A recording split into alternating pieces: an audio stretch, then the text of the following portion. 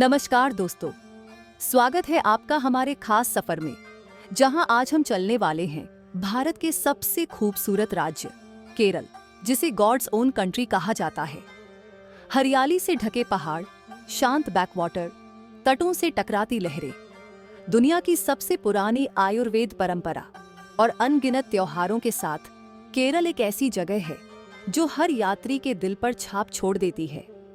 तो चलिए, आराम से बैठिए और पूरा 30 मिनट तक डूब जाइए केरल की कहानी में।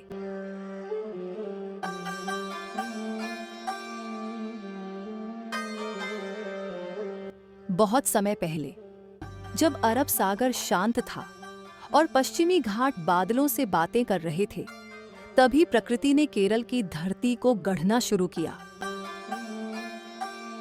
हजारों सालों की बारिश, नदी धाराओं और मिट्टी के मेल से केरल बना, एक ऐसी भूमि जहां धरती भी हरियाली पहनती है। केरल का भूगोल 3 हिस्सों में बांटा है, मानो प्रकृति ने इस जगह को 3 खूबसूरत रंगों से रंगा हो। लगभग 590 किलोमीटर तक फैला हुआ अरब सागर का तट, जहां नारियल के पेड़ हवा के साथ गुनगुनाते हैं।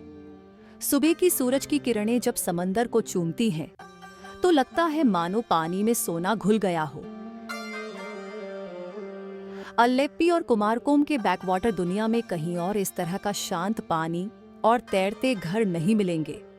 यह क्षेत्र केरल का दिल है। धान के खेत, मसालों की खुशबू से भरे जंगल और साफ सुथरे गांवों के बीच बहती नदियां, यही वह जगह है जहां केरल की अधिकांश आबादी रहती है और जहां शहर भी प्रकृति से दोस्ती करना नहीं भूलते। अब कहानी पहुंचती है बादलों की दुनिया में। पश्चिमी घाट, यह पर्वत श्रेणी सिर्फ पहाड़ नहीं, बल्कि केरल की बारिश, हवा और जंगल का असली कारण है। मुन्नार की चाय की पहाड़ियां, वायनाड के घने जंगल और पेरियार का वाइल्ड लाइफ, ये सब इसी पर्वतीय क्षेत्र की देन है।